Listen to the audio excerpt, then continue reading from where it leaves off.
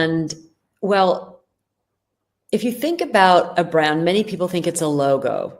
Yes. A logo is part of a brand, but it's not the brand. Think about what that logo represents. When you see a Nike swoosh, what is it telling you, right? When you see that Nike swoosh, you think, okay, this product is going to be high performance, right? That's what the logo is communicating. It's communicating a promise. A brand is a promise. Mm-hmm. And that promise lives in your imagination because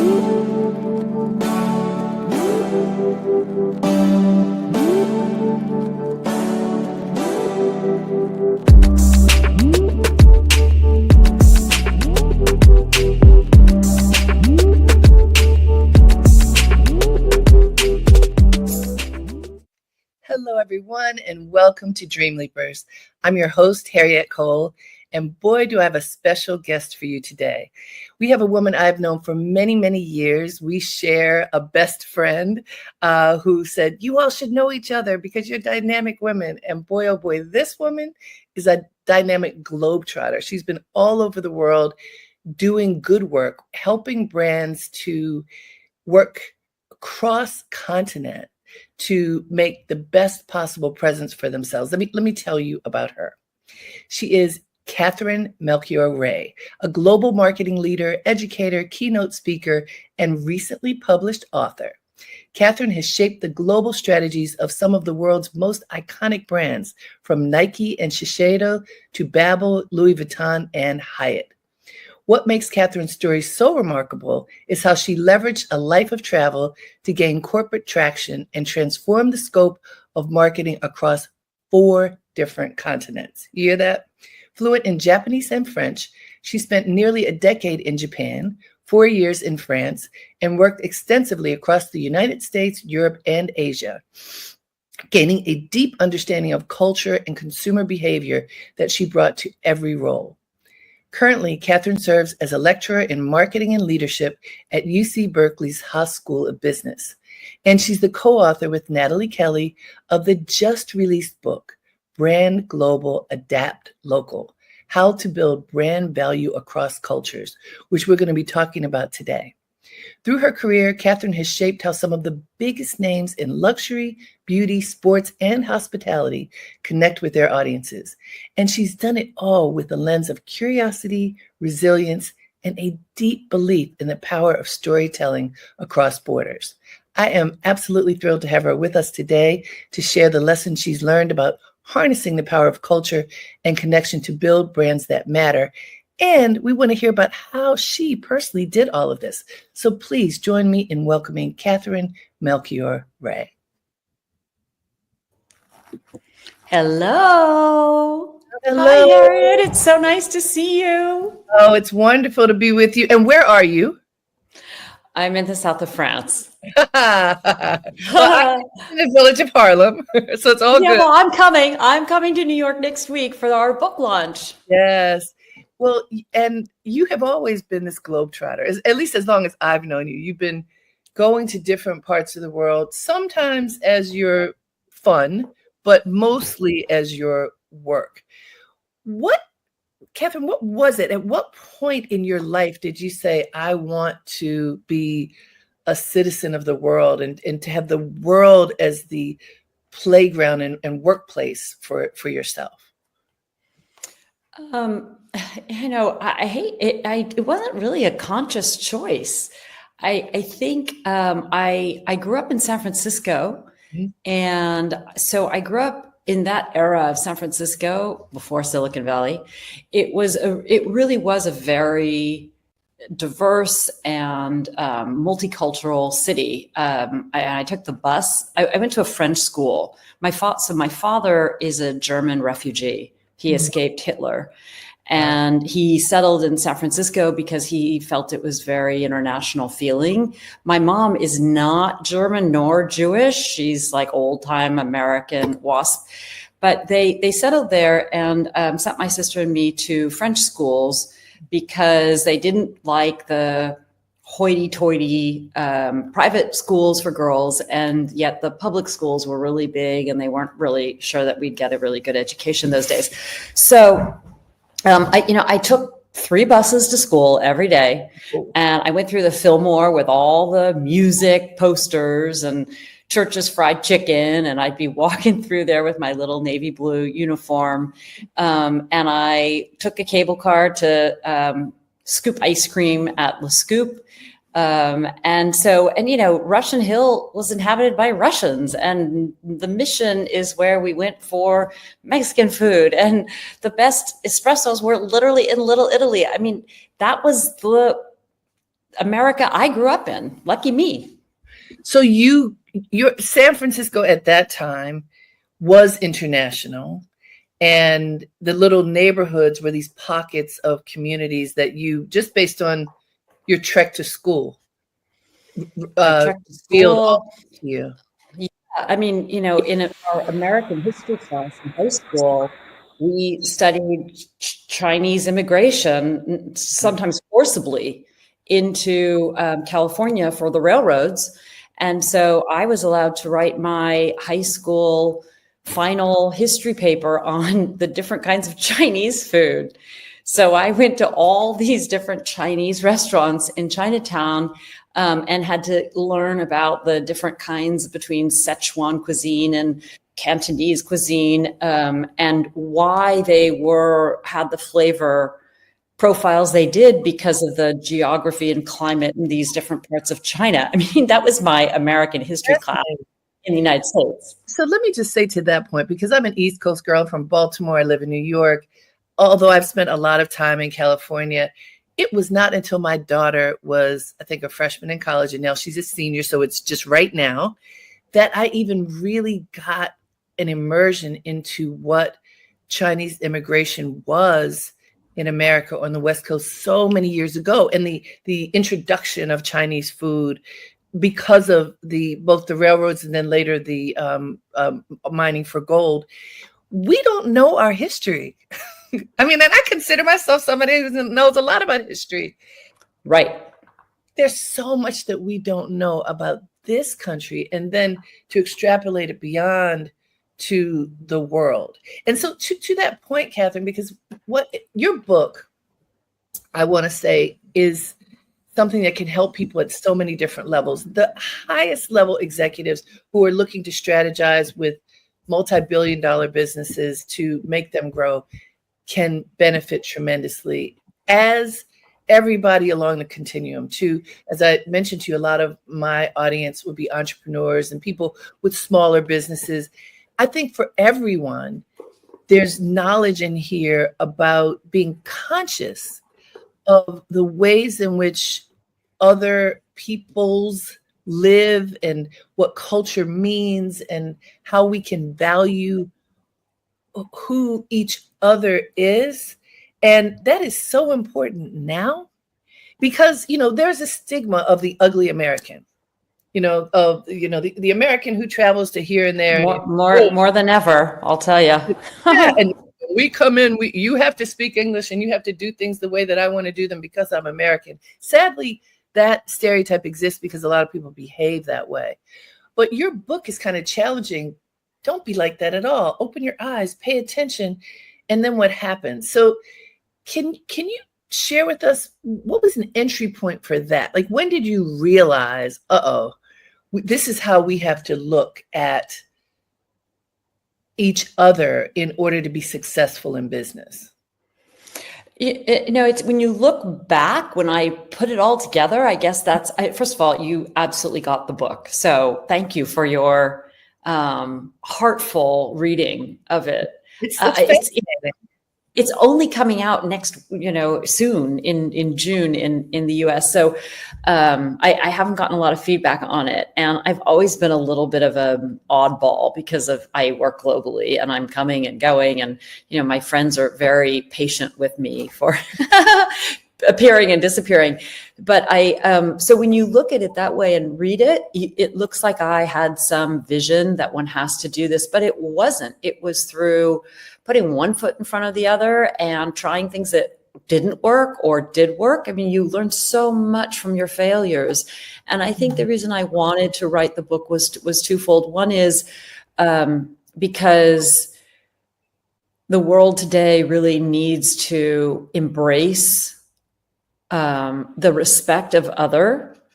And as a marketing person, I think one of the most challenging and most rewarding aspects of these jobs is how to balance having a brand that is in some ways consistent around the world. I mean, as a brand leader, you are trying to make sure everyone understands what your brand stands for.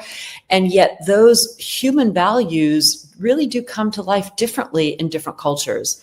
And we have to remember that in order to really learn, we have to be open. And I always say, you have one mouth and two eyes, or listen with your eyes is one of the things that I always like to say when people go into a foreign culture, because, I've done a lot of work in Japan and I've taken a lot of people with me, and they get worried because when I get there, I just kind of go through the looking glass, as my kids say. And I get right in because I can speak Japanese. But I say to other people, don't let that block you out, right? It may give me an access that I have earned through a lot of hard work. But Japanese is a language that is communicated often without words. So there is so much you can hear with your eyes. And so there's actually a Japanese expression that's called kuki o yomu, or read the air. Read the air. I mean, it's loosely translated into English as read the room, but I actually like the Japanese expression because it's more subtle. Translation. Yeah, and that they do. Right. So you can often be in a meeting in Japan and the Japanese will not be saying anything. And an American will go, well, come on. So what are we going to do here? Like, what's your final word? And I'm like, did you not hear it? They're not going to say no. But the fact that they're not saying yes and their body language is so clearly that they don't like this idea. And, there's something to be said about cultural practices and rituals and, the ways that people interact and all of this. I want to share a story with you. When many years ago, I worked for Essence Magazine. And during part of that time, I ran the lifestyle department. And we traveled to different countries every year to document the people of African descent. And we did tons of research and thought that we were quite prepared when we went places. And often we were. But here's one example, Katherine, where it didn't work out so well at first. We'd mapped out a very ambitious trip where we were going to go to different business owners' homes and businesses, photograph them, interview them, and then go somewhere else. And it meant that we had to be on the clock. So this particular time we're in Zimbabwe, and which is kind of proper. This was at their 10th anniversary of independence, so it's a long time ago, but they were very proper. And we arrive at the first stop, and we arrive at this woman's home, and she brings us in, and okay, so here's my crew. They're going to go do this. Let's sit down and do the interview. And she says, no, we're going to come into the living room and have tea. And I said, thank you, but no, thank you. Let's just, and I did that about 3 times and then realized there is no thank you. We won't do anything unless we sit and have tea, and not sit like a New Yorker, agitated, be present and have tea. So the whole entire schedule ended up being disrupted because we did not understand their cultural traditions. And basically we were dissing them without even realizing it. And I thought about that as I was reading your book, because there are subtle things like what you just described and, reading the air. Can you tell us about some of the things that you have learned as you have gone into cultures to work on brand building and marketing execution that were real learning for you because you are American? Mm-hmm. I think what you just talked about is a great example of schedule. Like as soon as you said we didn't have the time is cultural. Americans have a really hard time with that, haha, right? Like we have watches. In fact, when I go to France, where I am now, I feel like I'm more at home because there's a 10-minute leeway that is completely timely. Like at dinners is infamous. They might be 20, 30 minutes late, and that's still fine. And, but 10 minutes late is not a problem. In Japan, there's a story about this in the book. If you're not 5 minutes early, you're late.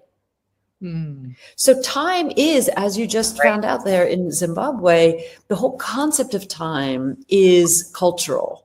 Yes. And we don't really realize that. So if that's the case for time, and we think of the Swiss, right? They're the best at keeping time and track.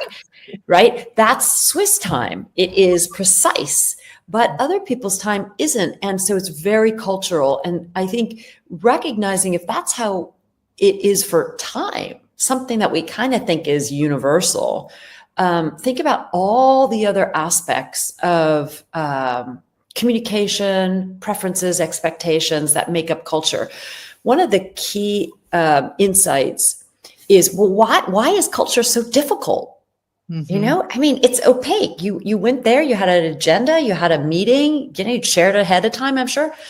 And so I like to think of the notion of culture as an iceberg, where the things we see of culture are just the tip of the iceberg. You see language and movies and literature and dress and food and all of those wonderful things, music, but they're really expressions that are visible of all kinds of expectations, assumptions, gender norms, interactions, hierarchies, relationships that you don't see.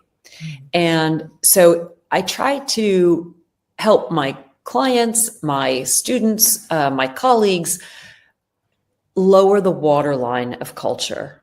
How can we try to realize the things that are right in front of us may not be the whole story? Let me take it for a moment to make sure folks know. This is Dreamleapers with Harriette Cole. We are going in with Katherine Melchior Ray. She is explaining something that I think is still very important for us to think about, culture and how things differ as we go from place to place around the world. She is the author of Brand Global, Adapt Local, How to Build Brand Value Across Cultures. So, Katherine, to that point, that the iceberg, and then all these other things that represent culture, as you are working with brands to bring whatever their product is into another marketplace, I mean, there's so many things that I think can be stumbling blocks because culture is not obvious in many regards. But even the things that are, language, like my daughter who spent 5 months in Paris this past semester, said all of the French that she learned in school went out the window because that's not how they talk.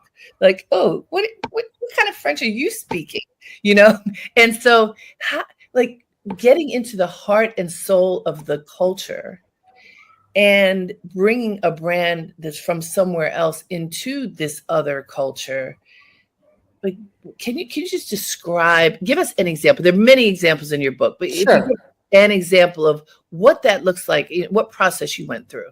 Yeah. And you said it's true that I have worked with lots of very well-known brands from Louis Vuitton, Gucci, Nike, and Hyatt.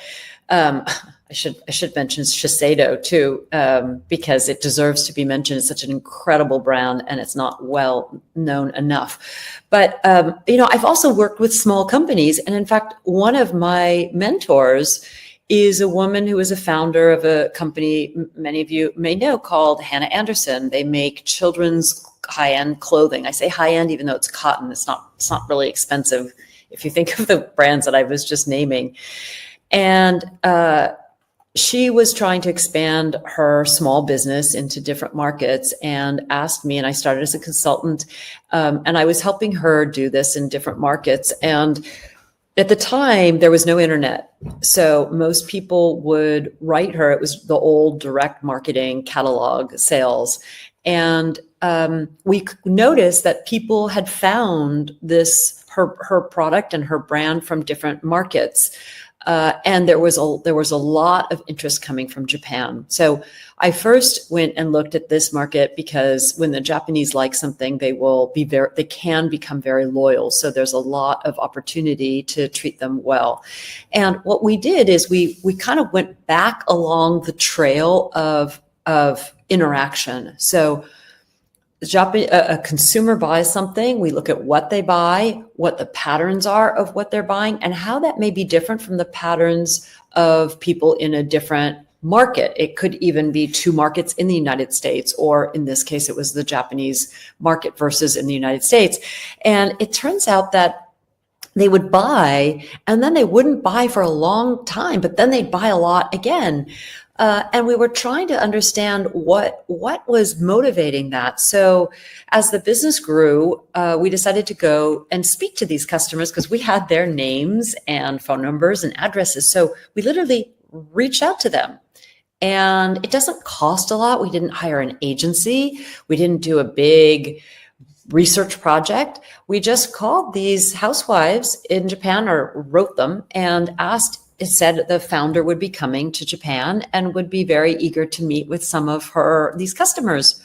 And so I took her with me, and we went to Japan, and we took a taxi to this suburban park where we would meet these women. And they had reserved a spot in literally in a park area where there was a little wooden house we could go into. And so we walked up the stairs, we had to take off our shoes, and then on our stocking feet, we all got together. There were a lot of formalities. They were very shy and laughing. And I tried to put them at ease in Japanese. And I said that our founder was here, and she explained the story of how she started this company because she's Swedish. And when she moved to the United States with an American husband and had a child, she couldn't find the same really high quality, long fiber cotton pajamas and t-shirts and sweatpants that she remembered from her home in Sweden. And so the Japanese women really liked to hear that story. And then we got into the stories of how they buy and why they buy. And they were just always saying, yes, everything is fine. Everything is fine. I'm like, okay, well, that's very Japanese in my mind. No one wants to complain. So I gently but continuously prodded, right? Respectfully, what do you mean by this? And I looked for openings in the conversation. And finally, we said, well, I went into Japanese, which I know makes people much more comfortable speaking in their own language. And finally, one of the women, I said, well, why is it that you buy and then you don't buy for a long period of time? And finally the woman said, well, I think Japanese are just much smaller than Americans.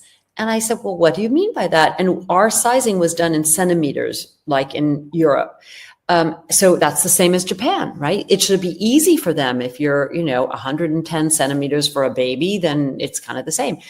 But what I learned is they said, well, they just don't grow into it. And all of a sudden we realized we design and recommend certain sizes based on American behavior, which includes dryers. The Japanese didn't use dryers. Electricity is much more expensive in most other countries. Even here in the south of France, we hang things to dry. It's not considered a social issue to hang your clothes outside. That's what's done. And in fact, it's sustainable, right? It's using less energy, right? They're always telling us when it's too hot, don't use electricity.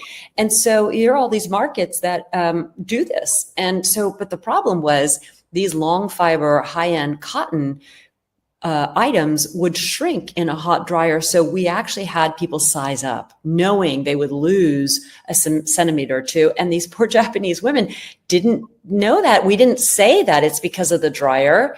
And so we kind of learned, we just learned right then and there, something we were not expecting at all is that their lifestyle behavior meant that they were buying that we were suggesting the wrong sizes for them.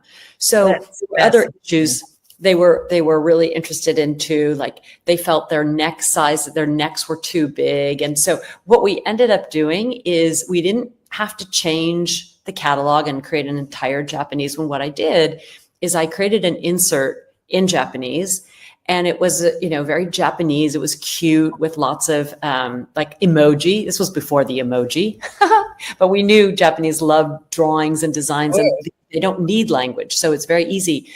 And we would show, we showed measurements of the circumference of the neck hole. And, if you were using a dryer or weren't using a dryer, how to choose your sizing. So we had this kind of self-help guide in Japanese as an insert, which helped us avoid reprinting a whole second edition, but just was an insert. And so those are some really small, practical things. Great example. I'm so glad you chose that one because it's so incredibly practical, and also something that probably most people would have never thought of, because culturally here, most people use dryers. And therefore, it's not a thought. Whatever is the norm in a particular culture is an expectation, and you just don't even think about it. But you have to think about it if you're looking to work cross cultures. So that's fascinating, Katherine. And the focus groups, which you just described, well, that's how you find out. You can't just assume that you can figure it out on your own. Yeah, I mean, I think you have to talk to the customer, right? That's what I love. I love speaking to these customers. It's kind of a challenge, right? It's like, what am I not seeing here? It's like looking, when you look at a piece of art or a dance, and you're trying to sort of interpret what they're trying to communicate. It's the same with people. And I think rather than projecting what we think we know, you're trying to hold yourself back, to be open enough to realize there's something in here that is not what you think. And what might that be? As I've shared, your book has got me thinking about so many different things, which I love. What about this? What about that? So one of the brands in America that I've observed with interest is Starbucks.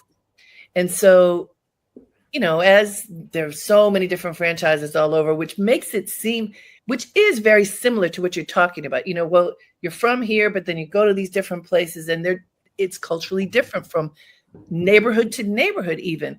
So I live in New York.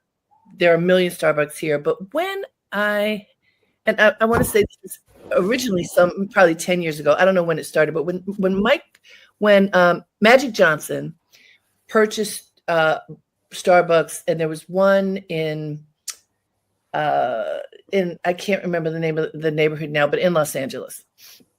And I went to this one because my sister lived nearby, and the food was different, and the art on the walls was different. Like there were different featured items that were very much part of like a Southern Black community, which Los Angeles has a very Southern community in certain parts of it. And I thought, wow, this is fascinating. I thought everything was the same. And it wasn't. There were some changes, some cultural changes from the art to certain, like it was like a muffin that was more like a Southern kind of muffin.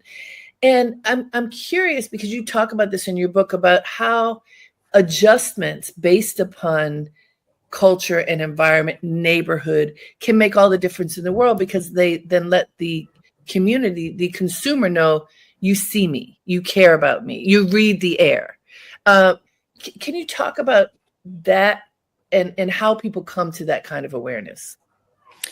Well, I think Starbucks is a really interesting example. I mean, when you think about where Starbucks came from, I mean, I always go back to the origin of the brand, because that's usually where there's a lot of information to be able to figure out how to lean into its history and anchor it, right? If you're anchoring it in its history and its authentic history, you can't go wrong. And then the question is what does that mean today, right? So if you look at Starbucks, it came from the Italian notion of stopping in to get a coffee at a barista, right? They call them baristas. Right.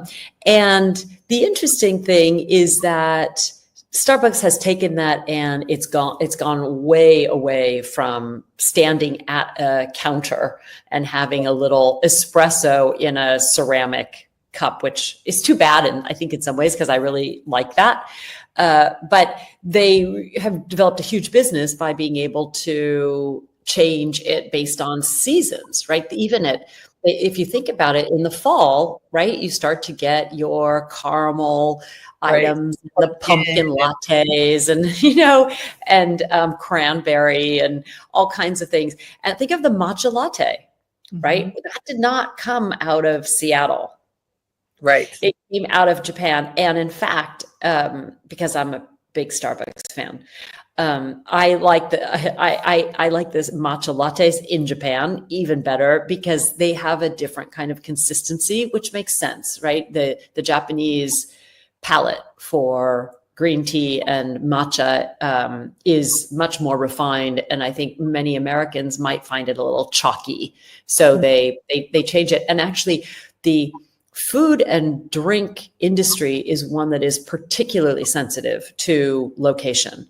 When you think about it, Coca-Cola is probably one of the masters of this, but they've gotten it wrong too at times. So I on the West Coast, since you're an East Coast woman, I don't know if there's something that we call Mexican Coke. Have you heard of that? But tell us what it is. So do you know? So Mexican Coke comes in a bottle. It's the old little bottles, remember, that were so cute, and it's less sweet. It tastes different, and a lot of people in California are like, I'll take the Mexican Coke, right? I mean, here are all of these people in America going, can I have the Mexican Coke? Like, what are you talking about? So, and the reason is they use sugar cane. In America, they use corn syrup. And it has a different flavor quality. I'm so glad you explained this, because I have had Mexican Coke, but I didn't know what the difference was. I will say I did like it better because, we're trained out of sweet also in America somewhat. Let me just tell everybody, this is Dreamleapers with Harriette Cole. We are talking with Katherine Melchior Ray. She has written a book that is a compilation of her life experience of working in marketing globally. The book is called Brand Global, Adapt Local: How to Build Brand Value Across Cultures. Katherine, one of the things that I have to address, because it seems like this crisis point in the world, and I'll use as an example, I have a friend who's a designer, interior designer and product designer, who works, as many do, with lots of global resources in order to create her very high-end products. And she said she was in Italy recently at a trade show. Everybody was bemoaning, what are we going to do? We don't know what we're going to do because we don't know what's happening with the tariffs. I don't know how much I don't know what I'm going to be able to get. I don't know how much I'm going to have to charge for whatever these elements are. I mean, there's a fear on so many different levels based upon what the United States is doing as it relates to tariffs, but even more from a consciousness perspective. If it's not American, then, step back. And as I read your book and you're talking about all of this enmeshment around the world of how over generations now, we have been building a global economy that very naturally works with each other all over the world. And there's an effort to dismantle this. And there's a lot of fear and concern about, back to the consumer, what are we to do? As someone who's been working in this space for so long, what's your understanding of now, and what's your belief for the future? Yeah. Well, I think, I'm a business person, and businesses try to avoid too much risk. unless it's intentional for them. So brands will take risks. They will do cutting edge advertising, and they will partner with creators and influencers that are pushing the edge of culture. That is their own choice, and it's not imposed on them. But businesses making plans all the time, right? Fashion brands buy their inventory months, if not 6 months ahead of time. It's, what is it now? We're in the middle of summer, and everything for the holidays and Christmas was designed and ordered months ago. And suddenly in the middle of the process, not only are we changing things, but we aren't consistent. We aren't giving proactive, consistent guidelines with rationale as to why these are happening. It's like, oh, one day it's this, then the next day it's that, then the next day it's this. So people are trying to adapt and change their supply chains, and then moving something, instead of importing it directly from China, moving it to Vietnam or to South Korea to then import it so that it's actually coming in from another market.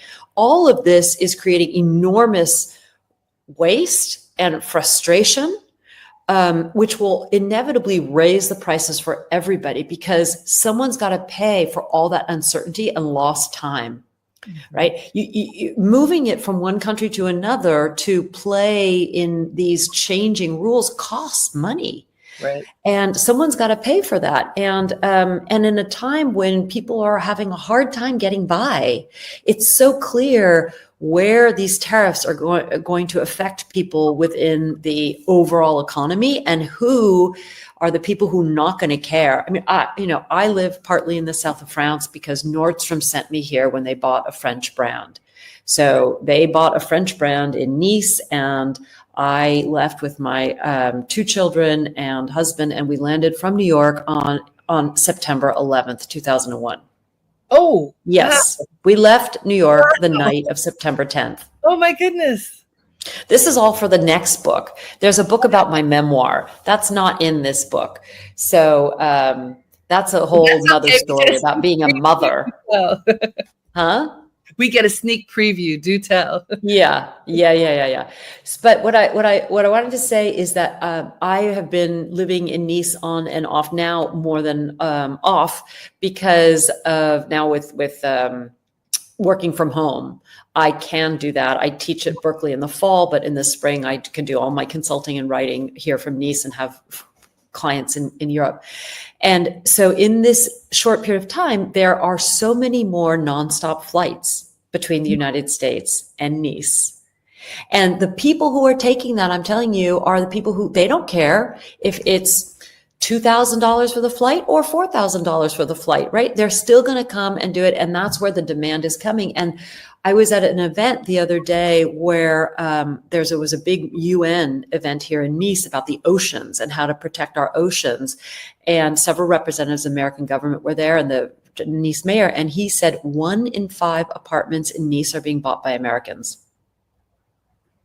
Wow. 1 in 5 apartments in Nice, France, are being bought by Americans.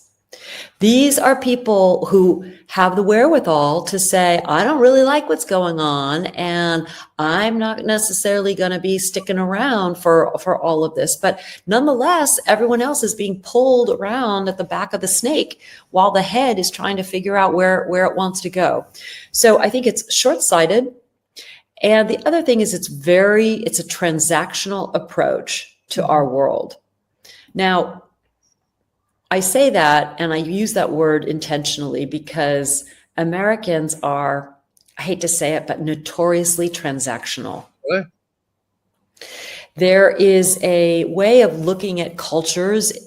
Granted, I like the iceberg mentality because there's a lot you don't know, and it's not always spelled out. But there are some tricks. And there was a Dutch philosopher and anthropologist named Geert Hofstede, and he created 6 dimensions of culture, and he would create 2 poles on either side of 6 different aspects, like, are you transactional or are you relational? Mm-hmm. Like your story from Zimbabwe. Right. These were people who were very relational. Yes. Many people around the world want to know someone before they do business with them.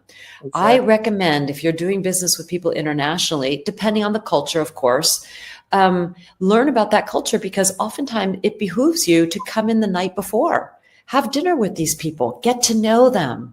Then you'll find the next day, all the business meetings will go so much more smoothly because they're more comfortable in that. Whereas we're like, I'm going to fly in at 10. We have our meeting at 11. I think I can catch a flight out by 2. Yeah.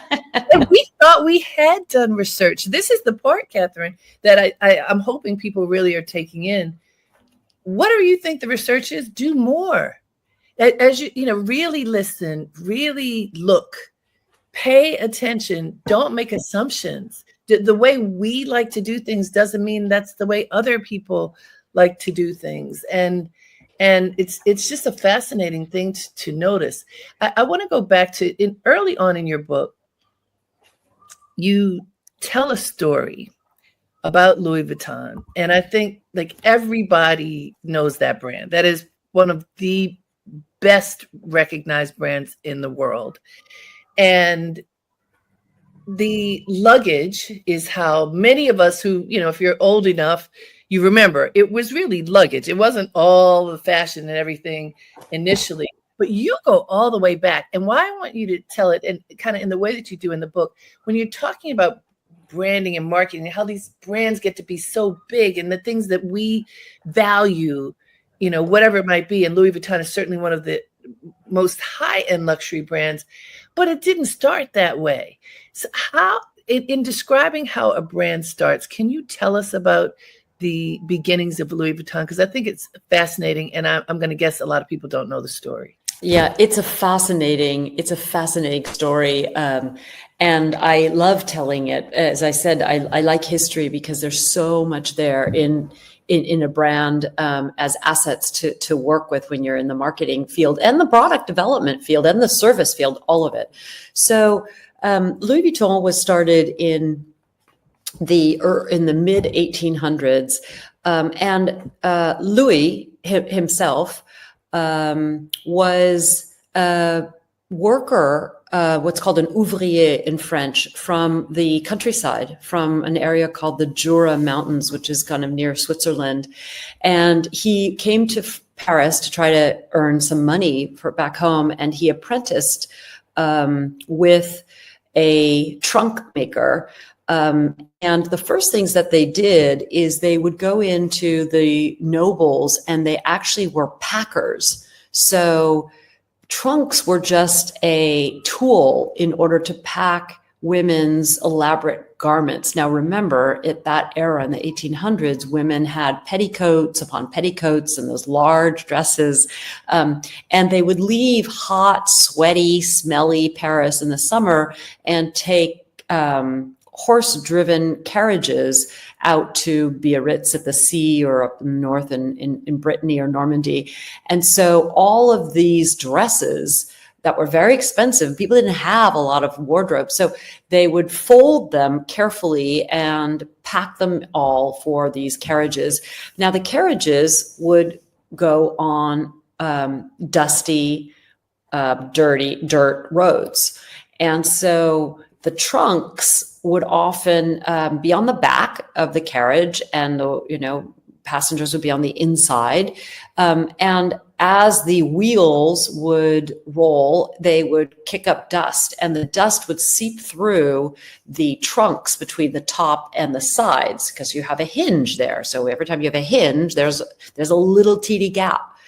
And so what Louis did is that he, in his goal to try to protect these dresses, expensive dresses, he figured out a way to line it in such that he could close that gap. And so what he did is he used a fabric on the inside that actually went across and around under the hinge, so that when you closed the trunk, it was completely airtight. And then had wood around it, and he braced it with metal bars for strength. And what happened is everyone loved these trunks, so people started copying them. And suddenly he was faced with people, first they were blank, then he had stripes. And then people started copying stripes. So then he did the checkerboard in order to try to change it and create a unique identity to it. And then people were copying that checkerboard, which is today's damier. Today's damier actually came before the monogram. And so he started to have a successful business. People recognized the value of these trunks. They were practical. They were very, very practical. And of course, high end, because it took a lot of handcraft to make such a quality trunk. And they were holding these prized dresses. And so it was his son who came along with him and was thinking about, well, what are we going to do today? And Art Nouveau was very popular then. And so they kind of said, we're going to put a brand on it because we're tired of everyone copying our organic color designs. And that's how they came up with the monogram, was literally a way of trying to distinguish their trunks versus the competitors and even the copiers. So Louis Vuitton is not a stranger to copycats. They have been dealing with this since the very beginning. The 1800s, you guys. Hey, this is Dreamleapers with Harriette Cole. We are speaking with Katherine Melchior Ray. Believe it or not, we only have a few minutes left. Isn't this a fascinating conversation? Indeed. Katherine, now I'm going to go back to the basics.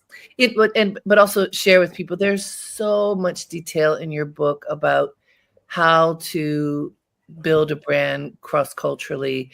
I mean, it's a blueprint. It's an absolute blueprint with tons of examples like what Katherine has been sharing just now. I want to go back to the very basics. A lot of people talk about brand and marketing and, everybody, I'm the brand of me. You talk about influencers and all the different kind of iterations of people who are working in the brand space, but everybody today is talking about, what is my brand? Katherine, what does brand mean? Right. What does it mean? I ask my students that at Berkeley. What is a brand? And I just ask them, I ask you, listeners, what is a brand? What do you think it is? Many people say, I want you to think about it for a minute. So I'm not going to jump right in. Just think about it. I'd love to know what you had to say. So maybe write in. If you think about a brand, many people think it's a logo. Yes. A logo is part of a brand, but it's not the brand. Think about what that logo represents. When you see a Nike swoosh, what is it telling you, right? When you see that Nike swoosh, you think, okay, this product is going to be high performance, right? That's what the logo is communicating. It's communicating a promise. A brand is a promise. Mm-hmm. And that promise lives in your imagination. Because if the brand suddenly had shoes that were falling apart, if these professional athletes were wearing them on the basketball court and they've ripped when they're trying to do an alley-oop, suddenly that is not going to be a performance brand symbol anymore, right? So a brand is a promise, and that's where people are working very, very hard to get really clear on what is the promise we are offering as a brand and how do we do that. So all the products, all the services, all the marketing needs to go to both create the promise of this demand and deliver against it. Because if you go in and you're going to spend $200 for that new shoe, and you get home and it doesn't work, it doesn't help you go faster, more cushioned, go side to side, whatever it is that you're looking for, you will have lost faith in that. And that's priceless. So marketing is trying to be very consistent on communicating what that brand is promising you. And then the products, the services, the stores, everything else that they deliver is trying to honor that in the delivery. And then building it out just one step further, when you're doing that internationally, globally, and the interest or need is slightly different, what is the simplest way that you can describe how you take that promise and deliver it to another community so that it's desired by them? Right. So when I ran women's footwear at Nike back in the day, when the American women won the World Cup and Brandi Chastain crossed that finish line in her sports bra, which I'm sorry to say we had just launched. Okay, like when I was a young athlete, I had to wear two because there were none that were strong enough. Right. And so this was way too late in coming. But anyway, so so we'll talk about American female athletes, which was my target. We were growing. We had established networks for the WNBA and women's soccer, but in other markets it didn't. So Nike would bring to life what this meant to women in America with great campaigns, and they wanted to sort of showcase that around the world. But you know what? Not a lot of female athletes around the world had the access to sports that American women did. And so, they couldn't really take their campaign and show this in Poland or France or, Venezuela, where those women did not have professional sports leagues. So they had to adapt their communication tools for what was important to female athletes there, right? And it could have been different things. A lot of times it was, dance or gymnastics or volleyball, right? Volleyball was much bigger in certain markets outside of the US than it was on a professional level in the US.